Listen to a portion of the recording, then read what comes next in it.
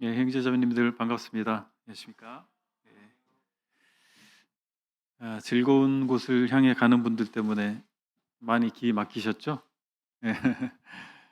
예, 우리나라가 이제 선진국이 돼서 주말이 되면 이렇게 여행도 다니는 그런 문화가 거의 뭐 보편화된 것 같아요. 형제자매님들은 놀러 오신 게 아니고 뭔가 배우기 위해서 또 교회 학교를 발전시키기 위해서 어떻게 보면 일하러 오셨잖아요. 예, 그럼에도 불구하고 한편으로 주님께서 기쁨을 맛보게 하시리라 기대가 있습니다. 이제 학부모님들이 많이 오실 줄 알았는데 우리 서청주 교회도 역시 학부모님들 함께 하기를 바랬는데 공기를 몇 번 한 걸 제가 저도 들었는데 학부모님들은 거의 안 계신 것 같고 교사분들이 좀 오셨어요. 그래서 저는 이게 말씀 부탁을 받고 가정에 대해서 좀 많이 좀 할애를 했는데 물론 교사분 중에서 역시 학부모이자 교사인 분도 계신데 좀 참석한 분들 보니까 좀 아쉬움이 있습니다. 어쨌든 우리가 주님 허락하신 이 시간이기 때문에 또 기도하면서 이런 부분에 대해서 함께 나누는 말씀 준비했기 때문에 함께 나누도록 그렇게 하겠습니다. 이 자리에 우리가 모인 이유는 다음 세대를 위해서 우리가 이 자리에 모였습니다. 그런데 우리가 한번 생각해 봐야 될 것이 있는데 과연 우리 다음 세대는 희망적인가라고 하는 것입니다. 우리의 자녀들, 우리 교회 학교 학생들을 생각하면서 과연 우리의 다음 세대가 희망적인가라고 하는 것입니다. 교회 학교가 있기 때문에 우리에게 미래가 보장되어 있을까? 우리가 믿는 부모이기 때문에 우리 자녀들의 미래가 보장되어 있을까라고 하는 질문을 스스로 해보게 됩니다. 호세아 선지자는 이렇게 말씀합니다. 내 백성이 지식이 없음으로 망하는도다. 이것은 단순한 정보의 부족을 말하는 것이 아닙니다. 하나님을 아는 지식이 사라진 상태. 여기서 말하는 지식이라고 하는 것은 단순한 어떤 정보의 문제가 아니고 하나님을 경외하는 그 믿음의 실체를 말한다고 할 수 있겠습니다.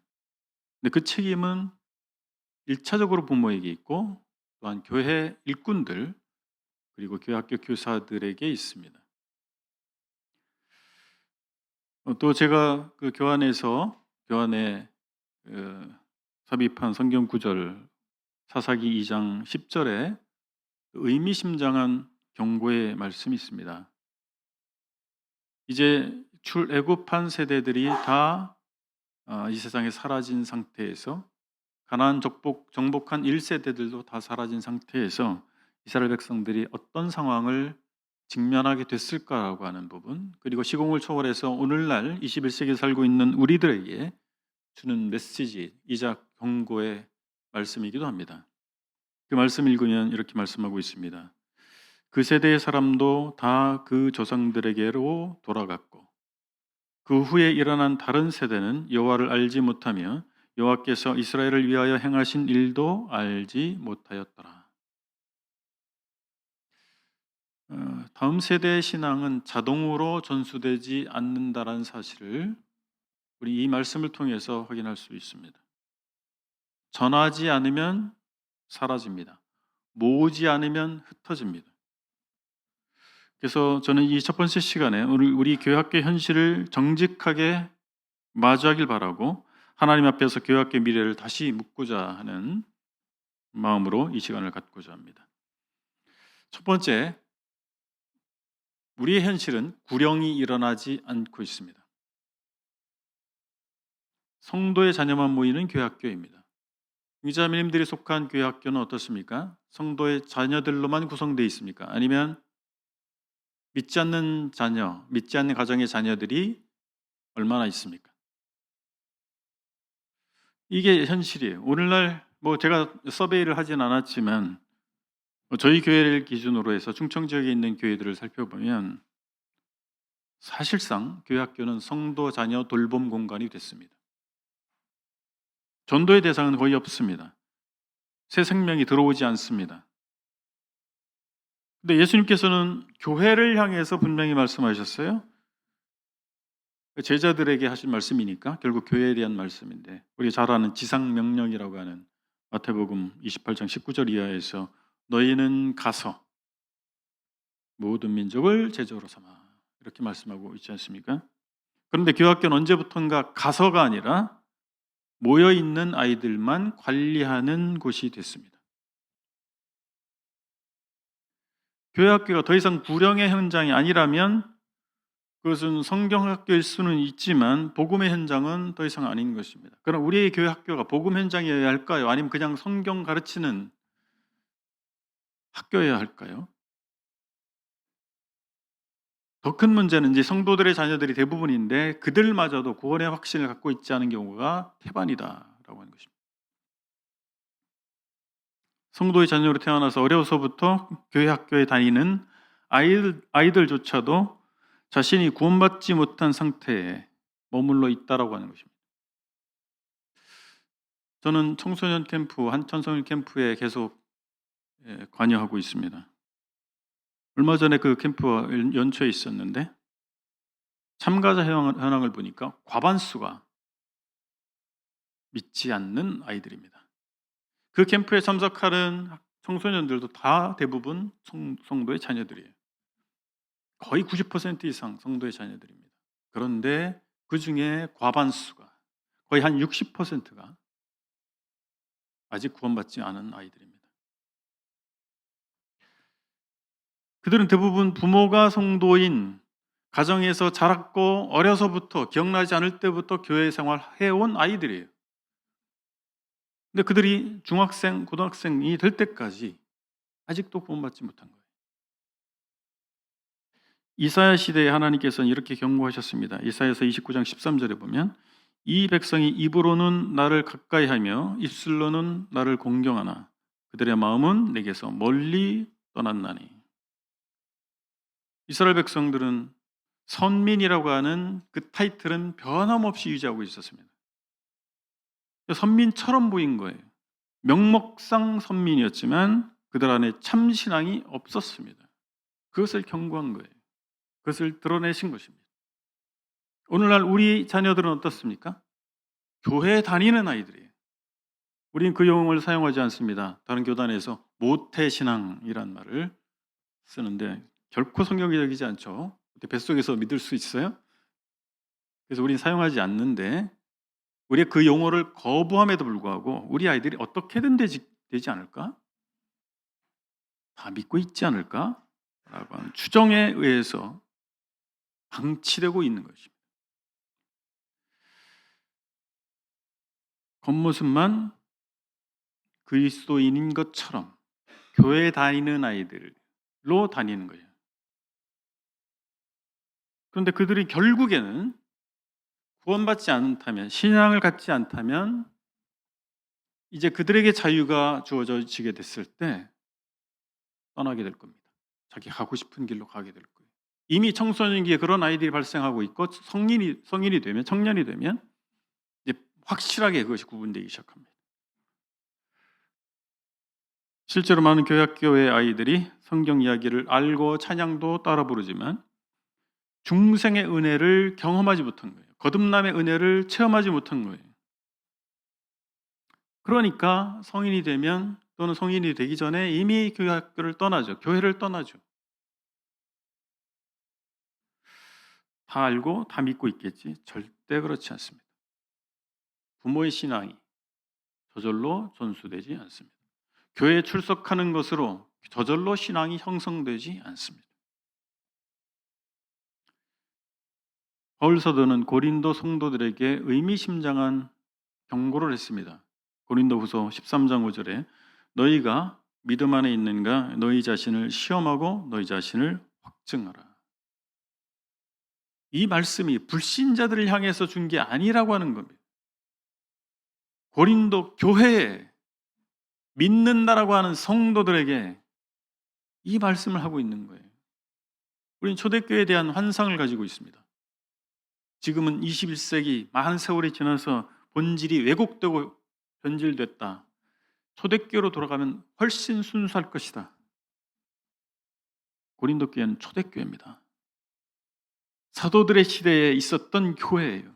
그 교회의 성도라고 하는 그리스도인이라고 하는 사람들에게 당신들이 정말 믿음 안에 있는가 점검해봐라 이렇게 말씀하고 있는 거예요. 그러면 오늘날 우리들은 어떨까요? 우리가 브레드린이라고 하는 신약 성경적 교회를 이루고자 하는 공동체, 우리가 스스로 모임이라고 부르는 교회에 있기 때문에 우리는 담보할 수 있을까요? 우리의 신앙을, 우리 자녀들의 신앙을, 우리 교회학교 학생들의 신앙을 담보할 수 있을까요? 그렇지 않죠. 우리는 교회학교의 어린이와 청소년들에게 단순한 윤리교육, 종교적 습관, 교회 출석하는 수준 이것이 아니라 그들이 영혼이 거듭나는 구원의 은혜를 그들이 체험할 수 있도록 인도해야 됩니다. 이 점에 있어서 학부모와 교회학교 교사 모두가 하나님 앞에서 엄중한 책임을 맡고 있는 거예요. 우리 자녀를 얻으면 어떻습니까? 형제자매들 중에서 자녀가 있는 분들 계시죠? 기쁘죠? 얼마나 이뻐요? 그와 함께 뭐가 주어져 있냐면 그 아이들의 영혼에 대한 책임이 1차적으로 부모에게 있는 것입니다. 엄청난 책임감을 느끼셔야 돼요. 두 번째 우리 교회학교 현실을 생각해 볼 때 인성교육의 부재입니다. 오늘날 우리는 매우 진보된 교육 환경 속에 살고 있습니다. 자기 표현과 권리는 강조되지만 절제, 책임, 타인에 대한 배려 이런 마땅한 사람으로서의 도리는 약해져 가고 있습니다. 그 도리에 대한 교육이 약해져 가고 있어요. 자기 권리는 강조하게 됩니다. 주장하게 돼요. 문제는 이런 현상이 교회 밖의 이야기만이 아니라고 하는 거예요. 그리스도인 자녀들 또한 인성의 영역에 있어서 심각한 도전에 직면해 있습니다. 지식은 풍부하지만 인내하지 못합니다. 자기 주장은 분명하지만 공동체 안에서 관계 맺을 줄 몰라요. 옳고 그름을 말할 수는 있지만 그것을 삶으로 살아내지 못합니다.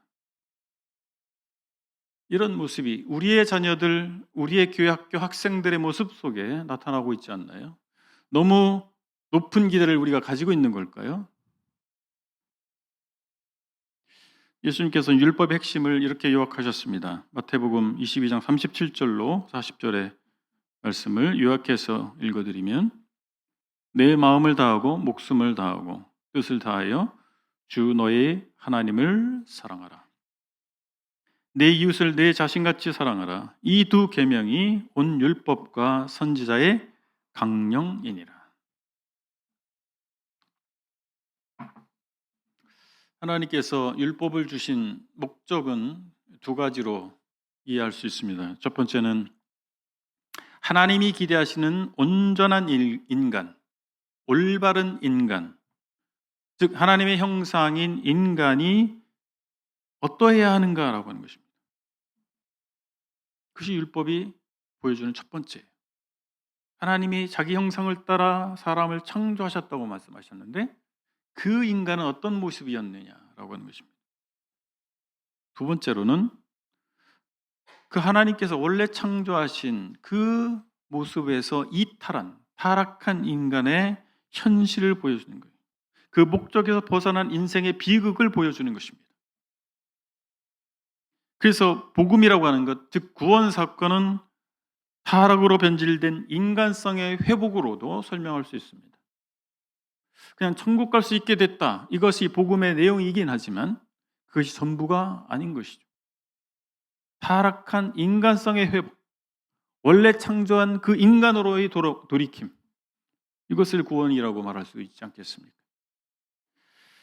우리 가정과 교회, 학교에서 올바른 율법의 정신, 즉 인간성에 대한 교육은 우리 아이들을 복음으로 1차적으로 안낼 뿐만 아니라 하나님이 기대하시는 사람으로 살아가게 하는 것이 될 수 있습니다.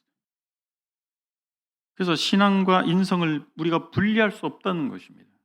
신앙 따로 인성 따로가 아니라고 하는 거예요. 하나님을 사랑하는 사람은 반드시 이웃을 사랑하게 돼 있습니다. 이웃을 사랑하지 못하는 신앙은 본질에서 이미 무너진 것입니다. 사람의 마땅한 도리는 하나님 앞에 바르게 서는 거예요. 그리고 사람 앞에 바르게 행하는 것입니다. 이것이 바른 신앙이에요. 이른바 구원파적 복음이라고 하는 말을 교계에서 많이 사용하고 있어요. 우리도 예외가 아닙니다. 아무것도 할 것이 없다. 공짜야. 그 말이 의미하는 바는 이해가 돼요. 그런데 복음을 상당히 왜곡할 가능성이 있습니다. 우리가 할 것이 하나도 없죠. 구원받기 위해서. 그러나 우리가 참으로 구원받았다 할 것 같으면 세계관이 바뀌는 것입니다. 인생의 목표가 달라지는 것입니다. 삶의 본질적 변화가 수반되지 않겠습니까? 자, 이것이 성경에서 말하는 올바른 인성의 변화인데 오늘날 우리의 현실은 어떻습니까? 아이들은 교회에 다닙니다. 말씀 시간에 그 자리에 앉아 있어요. 찬양을 따라 부릅니다. 그런데 하나님을 사랑하는 마음이 없어요. 이웃을 존중하고 배려하는 태도가 충분히 형성되지 못했습니다. 신앙의 지식에만 머문다. 뭐 이런 말을 하잖아요. 아는 거냐 믿는 거냐. 이것 때문에 청소년들이 얼마나 헷갈리는지 몰라요. 말 조심해야 됩니다. 그런데 우리가 어떻게 표현하느냐를 떠나서 가장 본질적인 문제일 수도 있어요. 우리는 정말 지적인 신앙생활을 하느냐? 그것을 전달해 주려고 하는 거냐? 아니 진정한 신앙을 우리가 전달해 주려고 하는 것이냐라고 하는 것입니다. 예수님께서 요약하신 이 십계명을 둘로 요약하신 이것은 단순한 어떤 종교적 이상이 아니라 교육의 목표여야 됩니다. 우리가 지향하는 이 신앙교육의 목표여야 된다는 사실입니다. 아이들이 하나님을 사랑하도록 배우지 못한다면 그들의 삶에는 결국 자기 자신이 주인된 삶을 살 수밖에 없습니다. 그리고 이웃사랑을 훈련되지 못한다면, 이웃을 사랑하는 것이 훈련되지 못한다면 관계 속에서 분노와 무례함과 이기심이 자연스럽게 드러나지 않겠어요? 그래서 인성교육은 선택의 문제가 아닙니다. 신앙교육의 핵심 영역이라고 하는 것이죠. 하나님 사랑한다면 어떤 모습으로 나타날까요? 순종하겠죠? 절제하겠죠? 겸손하겠죠? 이웃을 사랑한다면 존중할 것입니다. 책임을 질 것입니다. 공감할 것입니다. 배려할 거예요. 바로 이런 두 방향이 우리 아이들의 인성을 형성하는 뿌리와 같습니다. 그렇다면 가정은 어떤 거예요? 이러한 교육이 시작되는 첫 번째 자리가 가정입니다.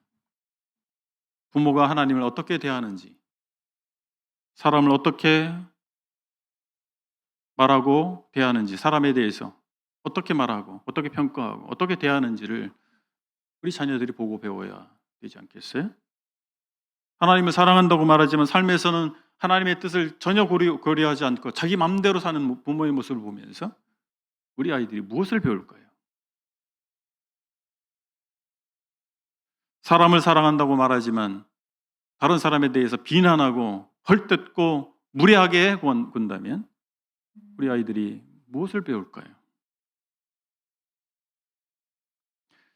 아이들은 신앙을 말이 아니라 그들의 삶을 통해서, 우리 부모들의 삶을 통해서 배웁니다. 교회학교 역시 중대한 책임을 맡고 있습니다. 교회학교는 단순히 성경 이야기를 전달하는 곳이 아닙니다. 하나님 사랑과 이웃 사랑이 그 공동체 안에서 연습되는 자리입니다. 훈련되는 자리여야 됩니다. 예배 속에서 하나님 경외하는 것을 실제화시키는 것입니다. 또 교회라고 하는 것은 어떻습니까? 교회 학교라고 하는 것은 서로 관계하는 거예요. 친구들을 만나고 선후배가 있는 것이고 그런 관계 속에서 서로 존중하고 섬기는 법을 배우는 것이죠. 인성이 세워지지 않는 교회 교육은 결국에 단절된 삶과 단절된 신앙을 만들어내게 될 겁니다. 그러니까 머리로만 아는 신앙. 창세기부터 요한계시록까지 다 알아요. 그냥 아는 신앙이죠. 예수님께서는 분명히 말씀하셨어요. 하나님 사랑과 이웃 사랑이다. 이것이 율법의 핵심이다라고 하는 것을 예수께서 말씀해 주셨습니다. 그렇기 때문에 이 두 사랑이 아이들의 삶에 뿌리 내리지 않는다면 아무리 많은 교육과 활동이 있어도 그 신앙은 오래 버티지 못할 것입니다. 오늘 우리는 다음 세대를 위해서 우리 스스로에게 질문해 봐야 됩니다. 우리의 교육은 아이들을 착한 교인으로 만드는 것인가? 착한 교회 사람으로 만드는 것인가? 아니면 하나님을 사랑하고 이웃을 사랑하는 사람다운 그리스도인으로 만드는 것인가? 이 가정과 교회가 이 질문 앞에 함께 서야 됩니다. 그리고 하나님을 사랑하는 마음이 인성의 뿌리이고 이웃을 사랑하는 삶이 인성의 열매라고 하는 사실을 반드시 우리가 기억해야 될 것입니다. 세 번째로 우리의 현실입니다. 활력이 사라진 교회 학교입니다. 자칫 우리는 방법을 지키는 것이 진리, 즉 교리를 지키는 것으로 오해합니다. 우리는 전통적으로 하던 대로 잘하고 있어요. 전통을 잘 지키고 있어. 우리 예전에 했던 대로 하는 거야. 이런 말을 혹시 하고 있습니까? 하던 대로 잘하고 있다. 잘 지키고 있다. 이런 생각을 많이 하십니까? 예수님께서는 바리새인들 향해서 이렇게 책망하셨어요. 너희가 하나님의 계명은 버리고 사람의 전통을 지키느니라. 방법을 고수하는 것이 마치 신앙의 정통성을 지키는 것이라고 착각할 수 있습니다. 그러면 교회와 교회 학교는 생명이 사라져요. 껍데기만 남습니다. 하던 대로라고 하는 껍데기만 남는 거예요. 복음은 변하지 않습니다. 하나님의 말씀은 변하지 않아요. 말씀의 그 본질은 변하지 않아요. 그런데 복음을 전하는 방식과 세대를 향해서 어떻게 이 말씀을 그들의 삶에 녹여낼 것인가라고 하는 그 방법은 달라질 수 있는 것이고 달라지는 것이 맞습니다. 바로 이 부분에 대한 발상의 전환, 생각의 전환이 우리에게 필요하지 않겠습니까?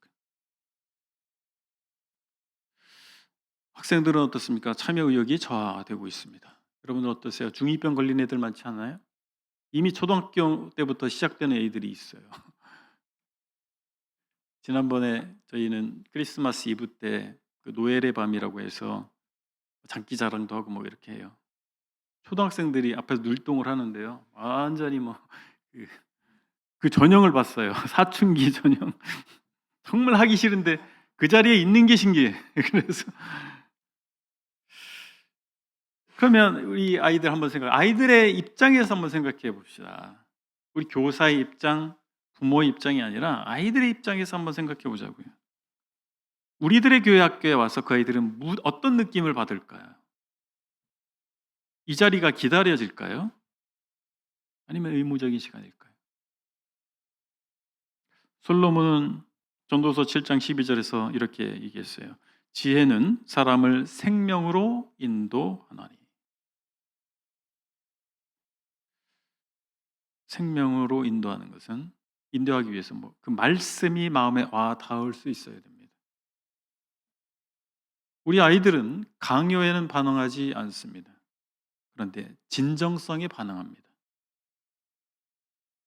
형식적인 수업에는 마음이 다치지만 삶으로 전해지는 복음에는 마음을 엽니다.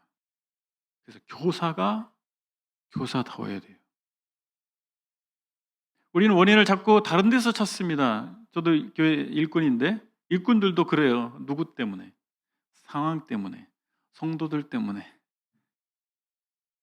책임이 자기에게 있을 수 있거든요. 자기를 자꾸 빼요. 나는 문제가 없는데 애들이 문제야. 부모님이 문제야. 우리 교회 일꾼들이 지원 안 해줘서 그래. 자기는 자꾸 빼요. 나는 정말 교회 학교 교사로서 교사다운가? 난 그리스도인 부모로서 부모다운가 자문해 봐야 됩니다. 그리고 학생들의 눈높이에 맞는 프로그램 개발이 필요해요. 아까도 말씀드렸죠. 방법을 고수하는 것이 마치 정체성을 고수하는 것처럼 오해한다고. 프로그램을 위해서 연구할 필요가 있습니다.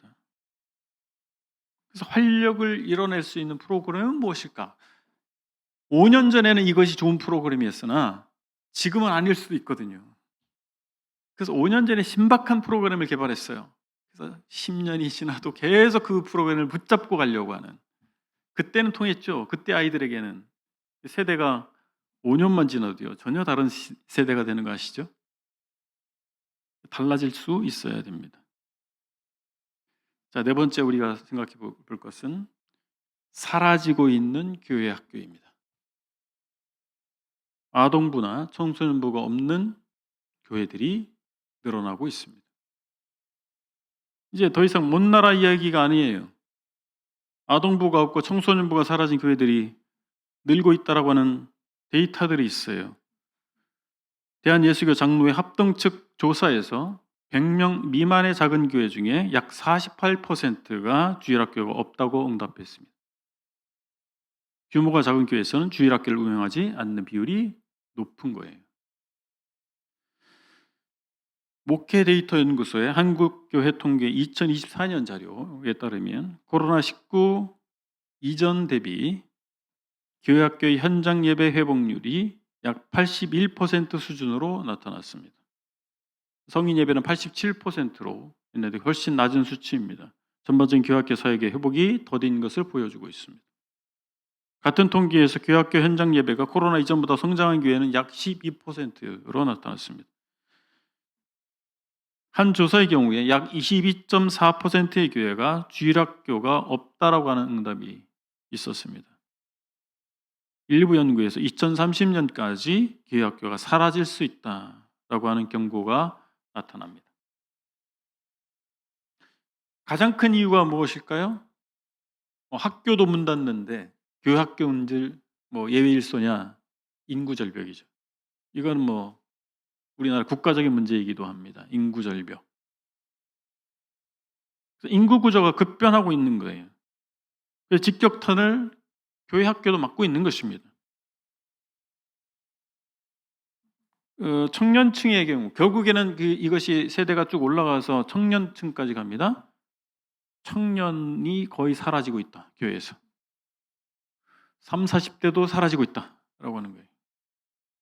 2015년 자료인데 조금 지난 자료인데 종교 인구조사 통계 분석 결과 한국 교회는 고령화 사회로 진입했다.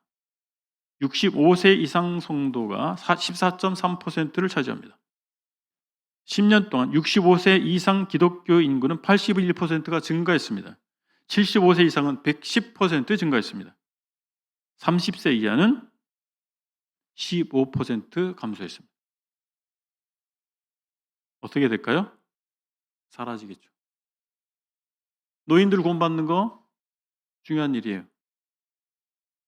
노인들이 교회 와서 성도가 되는 건 장려할 일이에요. 근데 중요한 것은 젊은 세대가 사라지고 있는 거예요. 한 20년 지나면 어떻게 될까요? 80대 어르신들이 100세가 되겠죠?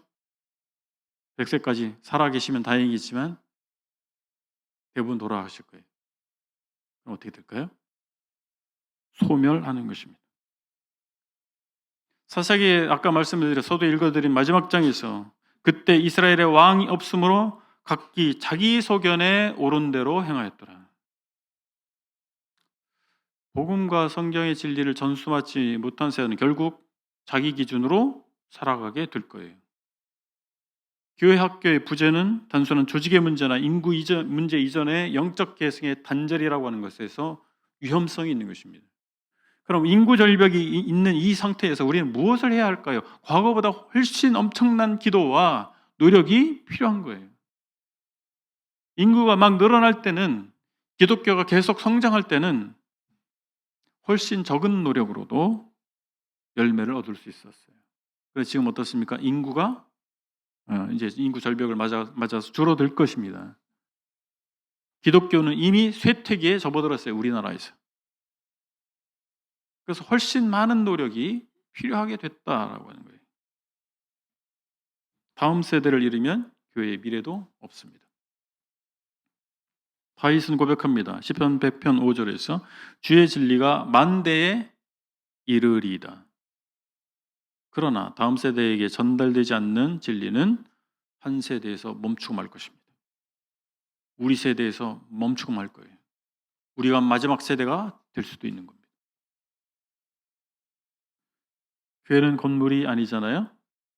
사람입니다. 그래서 다음 세대로 이어져야만 교회가 이어지는 거예요. 계승되는 것입니다. 신앙이 계승되는 거예요. 예배당을 아무리 잘 지어놔도, 시스템을 아무리 훌륭하게 갖춰도 사람이 없으면 박물관이 되는 것입니다. 유적이 되는 거예요. 유럽 여행 가보면 가는 곳마다 예배당이 있어요. 예배당이 관광지예요. 아주 멋진 예배당을 갔는데 실제 예배당으로 쓰이고 있대요. 그 가이드가 하는 말이 아주 멋진 예배당이었어요. 규모도 꽤 컸어요. 제가 물어봤습니다. 예배당으로 쓰고 있다길래 여기 몇 명 참석하십니까? 15명.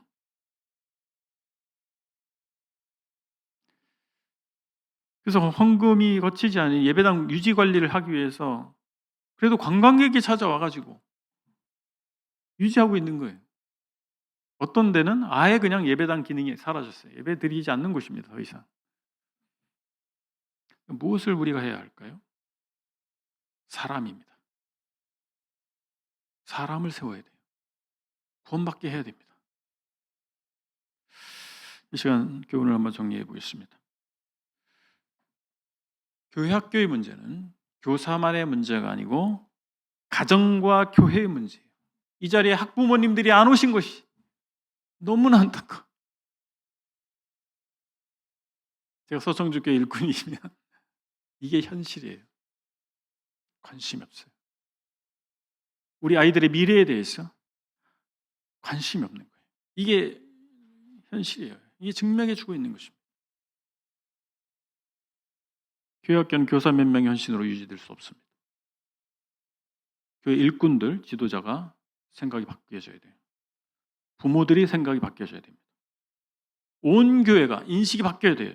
바뀌지 않으면 이 문제는 결코 해결되지 않을 것입니다. 신앙교육의 1차 책임자는 교회 학교가 아닙니다. 누굽니까? 부모입니다. 그 토대를 기초로 아이들의 신앙이 세워지도록 돕는 것이 교회학교예요.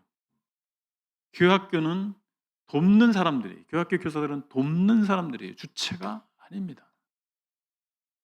제가 다음 시간에 말씀드리겠지만 이 부분이 참 주객이 전도된다 그러죠. 영어 표현으로 wag the dog이라고 하는 말이 있어요. 개가 꼬리를 흔드는 게 아니고 꼬리가 개를 흔들어 버려요. 이게 현실이에요. 우리 브레드린의 현실이에요. 뭐 다른 교단 얘기가 아니에요. 우리 현실입니다. 이 인식의 전환, 사실 전환도 아니죠. 원래로 돌아가는 거지. 이게 이루어지지 않으면 여러분 여기 대부분 교사분들이신데 여러분들 아무리 노력해도 쉽지 않습니다. 부모들이 바뀌지 않으면, 부모들의 인식이 바뀌지 않으면 정말 어려운 얘기입니다. 두 번째, 구령의 열정과 도전이 회복돼야 됩니다. 구령은 전도자들이 하는 거, 복음 집회하는 거 그렇게 생각하시면 안 됩니다. 교회학교 교사들의 생각이 바뀌어야 돼요. 교회학교가 복음을 전하는 전초기제가 되어야 됩니다. 복음을 전하는 현장이 되어야 됩니다. 한 아이의 회심을 위해서 기도해야 돼요.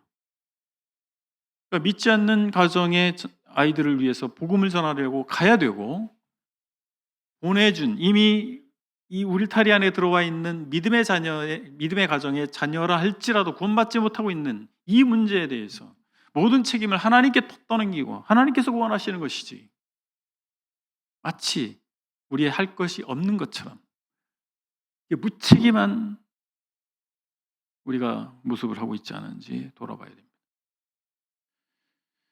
마지막으로 교회학교 부흥을 위해서 우리 기도와 노력이 필요합니다.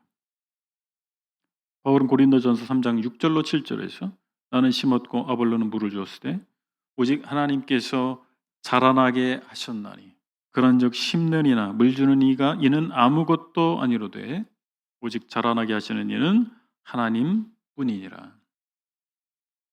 바울은 자기의 사역이 아무것도 아니다라고 얘기합니다. 당연하죠. 우리가 하는 것이 뭐 대수롭지 않죠.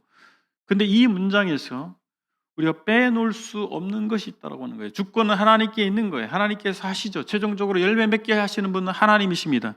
그런데 물 주는 이와 심는 이와 물 주는 이가 없이 하나님께서 열매 맺게 하실까요? 심고 물 주는 것이 최종적 열매 맺는 것에 큰 역할은 아니죠. 근데 그것 없이 하나님께서 열매 맺게 하시겠습니까? 그렇지 않죠. 우리가 가야 되고 복음을 전해야 됩니다. 집은 지혜로 말미암아 건축되고 명철로 말미암아 견고히 되며 또 방들은 지식으로 말미암아 각종 귀하고 아름다운 보배로 채우게 되느니라. 잠언 24장의 말씀입니다. 교회학교의 질적인 성장, 곧 내실은 연구하고 분별하고 말씀에 근거한 지혜 위에 세워지는 거예요. 성경에서 한 측면만 말씀하고 있지 않습니까? 우리의 역할, 우리의 책임에 대해서 분명히 말씀하고 있습니다. 경영은 의논함으로 성취한다고 잠언 20장에서 말씀하고 있습니다. 기도해야 됩니다. 하나님이 역사해달라고 기도해야 돼요.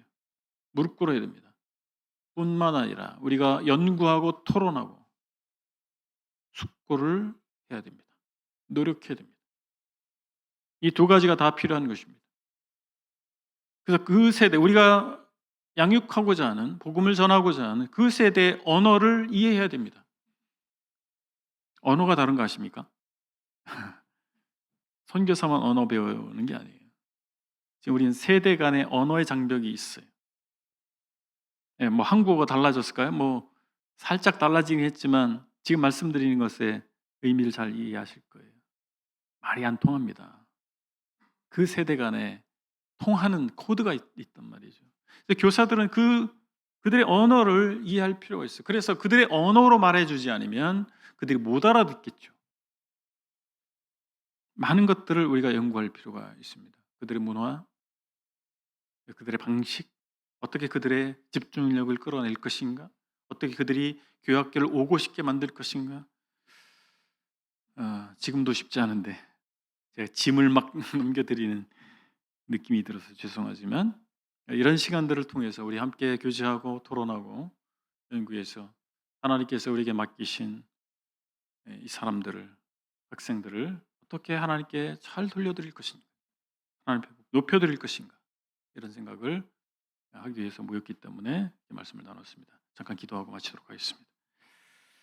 아버지 하나님, 주말에 가족과 즐거운 시간을 보내기 위해서 많은 사람들이 휴양지로 떠나고 있는 이 시간에 이 자리에 교통체증을 뚫고 모인 우리 교사들이 있습니다. 하나님께서 기억해 주시기를 원합니다. 여전히 부족함이 있고 연약이 있지만 그 마음 가운데 하나님의 교회를, 또한 하나님께서 맡겨주신 학생들을 사랑하는 마음으로 그들을 어떻게 구원받게 할 것인가, 어떻게 그들을 주의 교훈과 훈계로 양육할 것인가에 대한 마음으로 이 자리에 모였습니다. 하나님께서 기억해 주시고 이 자리에 참석한 모든 이들 위에 하나님께서 복을 내려주셔서 속이 목적을 얻어갈 수 있도록 하시고, 아버지 하나님, 각 교회 학교 현장에서 이런 모든 것들이 소용되어서 영혼들이 구원받고 또한 성장해서 하나님 나라가 확장되는 놀라운 역사가 일어날 수 있도록 은혜 베풀어 주시기를 원합니다.